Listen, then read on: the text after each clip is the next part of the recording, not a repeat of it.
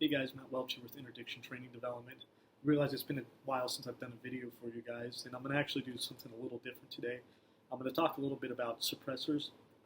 Not necessarily, I don't have the capacity to bring in suppressors for a whole bunch of different calibers and compare them.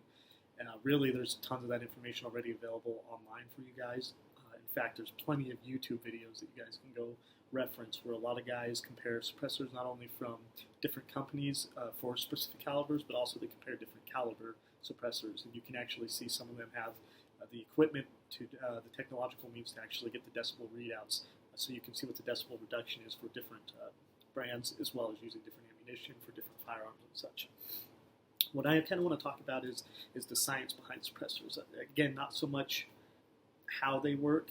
I'm assuming most of you guys understand that there's, the gas blowback in the baffle system inside there, and it's just controlling the release of the gases so they don't make that loud noise when they expand past the bullet exiting the muzzle. But more I want to talk about the differences. I guess what I'm getting at is I hear a lot of questions about, okay, so what's the problems with suppressing 5.56?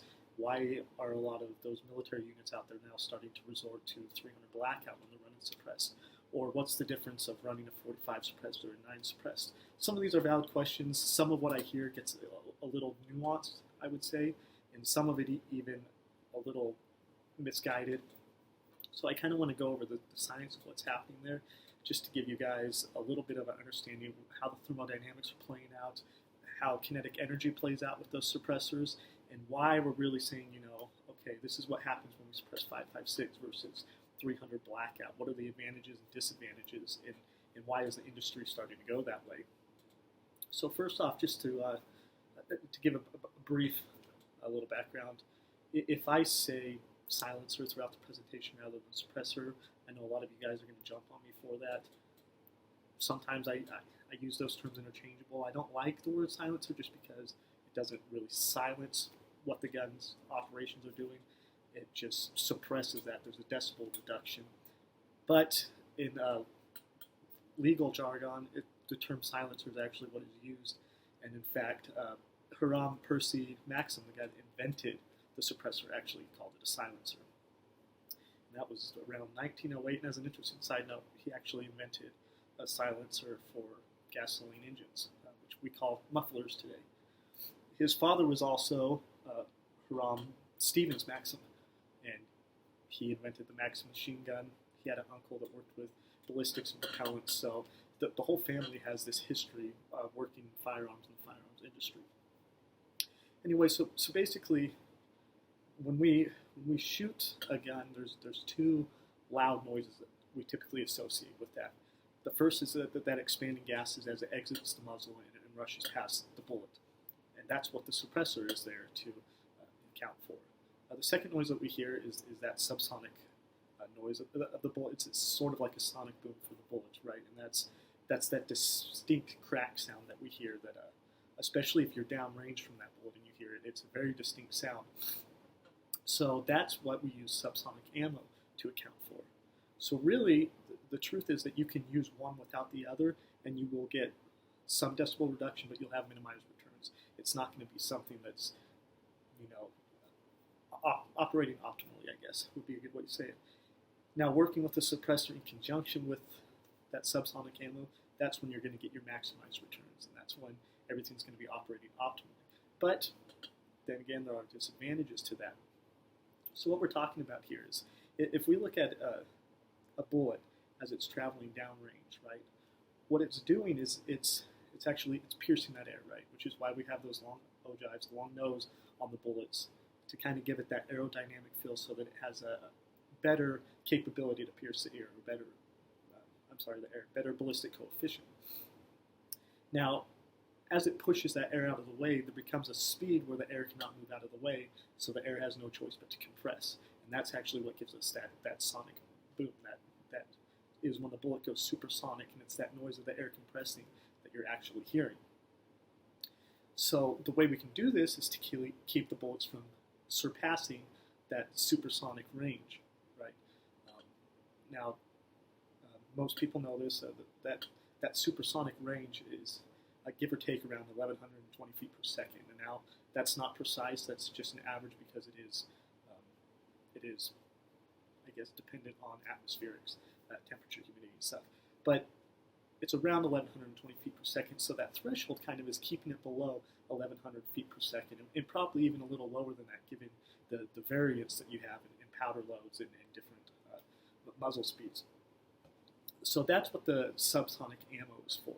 Now, when you use that in conjunction with a suppressor, that's when you're going to get the super quiet ammunition. But there are some issues that could actually result from this, right? One thing that a lot of people look at is that 5.56 round, when you're using subsonic ammo with the suppressor, it just becomes not an efficient round, right? So if we look back at the heritage of the 5.56 millimeter round, what it was really based on is that high velocity, right? It's a fast round. Ball ammo, 55 grain full metal jacket bow tail, probably fires, give or take, around 2,970 feet per second. So we'll say about 3,000 feet per second. That's a very fast round when you look at other rounds that are out there. And it's actually that velocity that they're counting on to give it some sort of lethality in a combat situation, or even lethality if you're hunting. You know, a lot of guys use that 223 as a coyote gun. It's that velocity. It's not the mass of the bullet, right? These are pretty small, about 55 grains of it, pretty average. I know you can get them heavier. You can even get them lighter if you want, but for varmint loads or whatever. But it's a light. That is a light bullet. So when you start messing with that velocity to get subsonic ammo, you're really reducing it by about 2,000 feet per second. So you're really taking that power away from the 5.56. So the science behind this, and this is what I'm trying to explain to people, is if you look at, if we're going to measure how effective a round is when it's impacting its target, I guess we could use the word lethality. What we're actually going to look at is the kinetic energy of that round, right? And to define kinetic energy is 1/2 times mass times velocity squared. So what you can already see there right off the bat is that you have one variable of mass and two variables of velocity.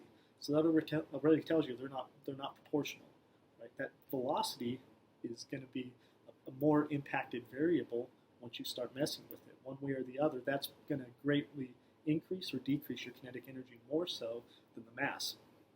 And now, as a side note here, when I say mass, I'm referring to the bullet, but it's not going to be its weight in grains, right?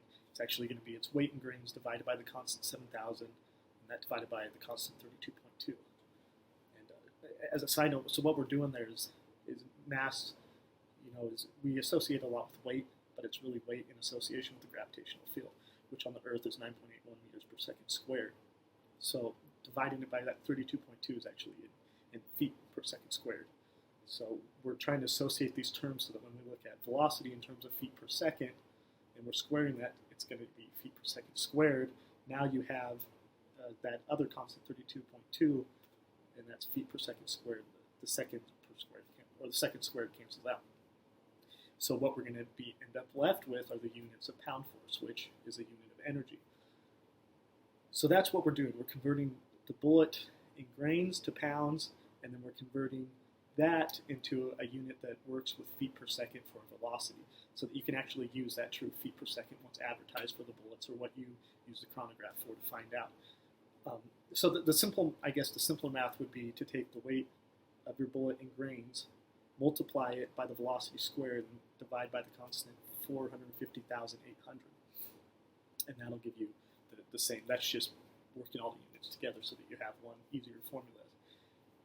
Now, if you're asking yourself where kinetic energy comes from, let's think back a little further to the concept of momentum.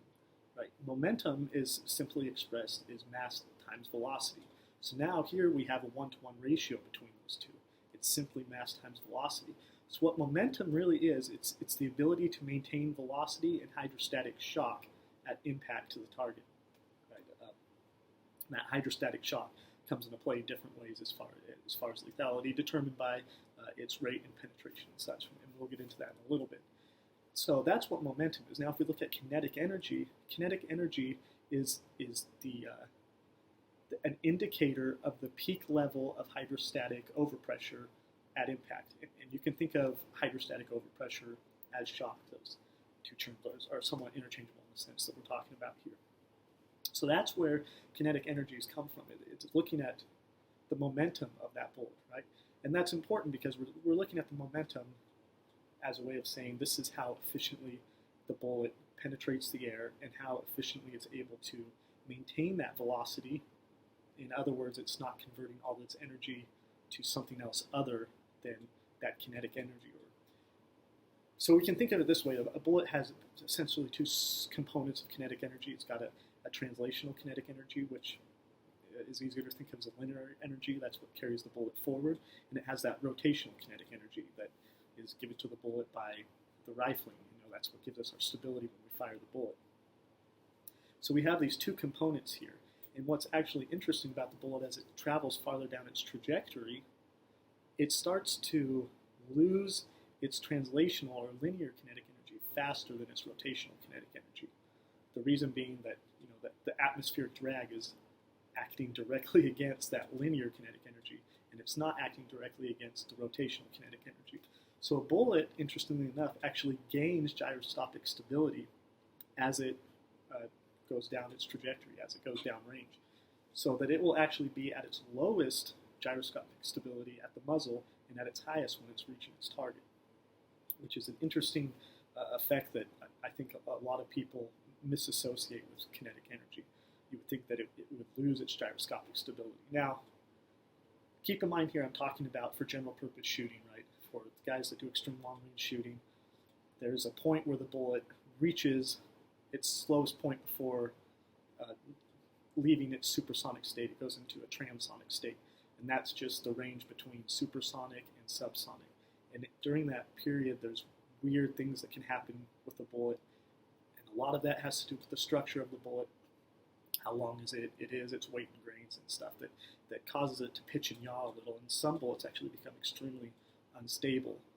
In fact, it's kind of one of those things that it's known that like a 7mm red mag may have better performance in the supersonic range than a 30 cal bullet will. But once it goes transonic, the 30 caliber bullet tends to stay a little more stable. Maybe not necessarily that 168 grain kind of has some instability issues due to its weight to length ratio. But so that we're not considering that extended long range shooting. What I'm talking about here, is what we're going to be considering as our typical range that we're shooting within. So the bullet actually is gaining gyroscopic stability as it goes down range. So when we think about what we're doing, if we're going to subsonic ammo, we're really stripping that velocity away so that it's not breaking that sound barrier. So what happens is typically you have to go with the heavier bullet. That's what's going to cause it to slow down a little. Now, heavier bullet's not always a bad thing. It's just some considerations have to be made with heavier bullets. Now, in a true practical shooting sense, these may be somewhat negligible, but I just want to mention them so you guys understand what's happening here. When we go with a heavier bullet, there's several things that we have to consider. One of those is going to be the twist rate of a rifle. Right? Heavier bullets typically, up to a point, they tend to like the faster twist rates to give them stability. Right? That's why they say if you're going to shoot 55 grain through a 1 in 9 twist barrel and a 5.56, great. If you start jumping up to a 75 grain, trying to shoot it through that 1 in 9, you may find that it's starting to keyhole when you're shooting at 100-yard targets, meaning that bullet is not going point forward. It's pitching and yawing, it's tumbling. It has no gyroscopic stability. So it needs that faster twist rate to get that rigid axis that aligns the bullet and gets it to go nose forward, right? It's I guess a common term in the industry is the bullet goes to sleep. So there's a point where it leaves the muzzle where it's kind of shaking around a little and it's trying to figure out where it's going. And then it'll start weather vaning where that nose goes forward and it starts to stabilize. It gains that rigid axis. So with heavier bullets, typically you're going to need that higher muzzle, or the higher rifle and the higher twist. I guess I've heard some guys say that with suppressors, with subsonic ammo, with that heavier bullet, they find out that it's less impacted by the rifling than the lighter bullets they're typically shooting through that twist rate, meaning it's not getting that rotational kinetic energy that it really needs to stabilize. So I guess the thing is, without that aerodynamic overturning torque, it can't get itself that rigidity that it needs to keep the spinning mass on point and going in the direction it needs to go. Some guys I've heard say that you can, I guess, overstabilize bullets by getting too fast twist rate. I'm not really sure that I buy into this. The argument that you hear is that the bullet will end up going nose up, and it won't be able to properly follow its second half of its trajectory once it's going down, because it maintains that nose up positioning. Really, unless you're shooting at extreme 80, 90 degree angles, you're not going to get to a point where that bullet has such a steep change in its trajectory that it's going to maintain its nose up. And it's also typically this is an idea that's more associated with much larger projectiles, maybe artillery rounds or something. Not so much with bullets, especially not in the capacity that we're talking about here. So I'm not really sure I buy into the overstability argument. But there is some truth to needing that faster twist rate to get that heavier bullet stabilized. A second thing is that heavier bullets sometimes can be longer, especially if you're using monolithic bullets, right? Something that doesn't have that lead core that you can put in there to get that extra mass. What you're having to do is you're having to make a larger bullet, a longer bullet, essentially, because you can't change the bore diameter, so that it has the mass that you need. And this can, in some guns, cause overpressure issues, stuck casings, and it also, at those longer ranges, again, with a longer bullet, you're separating your center of gravity with your center of pressure, right? The center of gravity being essentially the center of mass of that bullet, and the center of pressure being more towards the front of that bullet, where it's getting that aerodynamic drag. And the farther apart those two become, the more unstable the object is going to be. Now, again, as I said, these are just some considerations to consider when you're switching to subsonic ammo. These are things that may happen. Typically, in the ranges that people are going to be shooting, they're not going to notice these issues at all. They're going to be negligible. But like I said, we're just going into the science behind what's happening with some of the stuff here. So if you look at a 5.56, for example, and you're going to shoot subsonic, again, you're stripping it down from 3,000 feet per second to about 1,000 feet per second. So you're cutting its velocity performance in third. But now remember that velocity is squared. So really, you're cutting a lot more than I think a lot of people realize. So the point I'm trying to drive home is this. If you take a 5.56, all that is a 22 caliber bullet. It's a 55 grain bullet, right? You're stripping it down to 1,000 feet per second. Well, let's look at a 22 long rifle for a second. 22 long rifle fires at about maybe 1,200, between 12 to 1,300 feet per second for the typical 40 grain bullets. And obviously there's variation in both of these. But the point I'm trying to drive home is you have now a 20 caliber bullet. You got one that's subsonic that's moving at 1,000 feet per second versus a 22 long rifle that's moving at 1,200, 1,300 feet per second.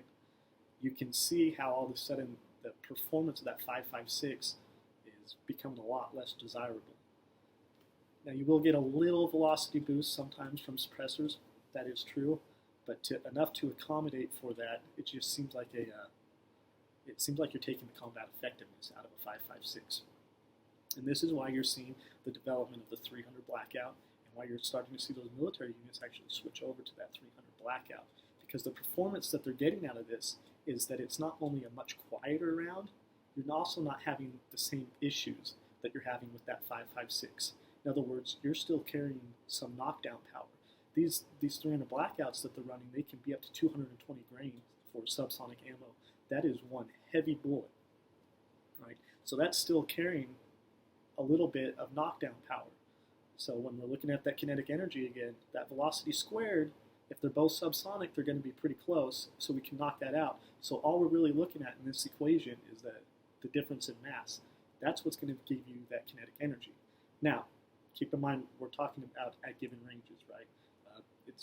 It's been documented that the 300 blackout can bleed off its velocity quite a bit faster than the 5.56. So, but considering why these military units are starting to switch, you can see that with that 300 blackout in an urban combat setting, you're getting a lot more knockdown power than you would with that 5.56 once you're switching to subsonic ammo. So that's one of the reasons out there. The other reason is, there's more issues that occur with that 5.56 than with the 300 blackout in terms of performance of the rifles using that subsonic ammo. Now they have, I will say to the credit of the industry, they've made a lot of advances with how guns operate with 5.56 subsonic. They have the gas block adjustments. I've even seen some now that are on the bolt carriers that you can adjust for subsonic ammo. You can put lighter buffer springs in, because what they were having a lot of issues with that cycling of the 5.56, where you put a suppressor on there and suddenly you're running a gun that's supposed to be a semi-auto, and it's going to be operating as a single action. You're going to have to cycle that bolt every time. So they have made some adjustments with this, but what they're finding is that the 300 blackout is not as finicky. It's a much more reliable round, which is really, I guess, more desirable in a combat situation. So that's really what I wanted to drive home about this, because I hear a lot of people debating about these issues about, I don't understand why they're switching away from 5.56. You can get subsonic ammo. Yes, you can get it, but at the end of the day, what's the performance going to be? And then just to touch on it real quickly, I also hear the big arguments between 9mm and 45, and we don't need to get into caliber wars about which one's got more knockdown power, which one's a real man's gun. But the point is that when you're looking at a 45, it moves at 850, 900 feet per second naturally. It's naturally a subsonic round. So adding a suppressor to that gun is just an easy thing to do, and it's gonna function well, and it's still gonna carry its knockdown power. If you're reducing a 9mm down to shoot in the subsonic range, 9mm runs 1,500 feet per second, so you're only knocking it down a couple hundred feet per second. So you see a little performance drop as far as the 9mm, but it's not going to be anywhere as drastic as that 5.56 taking a round that moves 3,000 feet per second and knocking it down to 1,000 feet per second is such a drastic change that essentially you're stuck with a 22 cal long rifle bullet and going into a combat situation. So I hope this cleared some things up for you guys. I'm not sure how many of you are actually interested in this topic. It's just something that I've heard people debating a lot on the range. If you have any other questions, make sure to send them my way. I'll do my best to get back to them. Hopefully it won't be the same duration wait between videos as this last one. I hope you guys train hard and stay safe.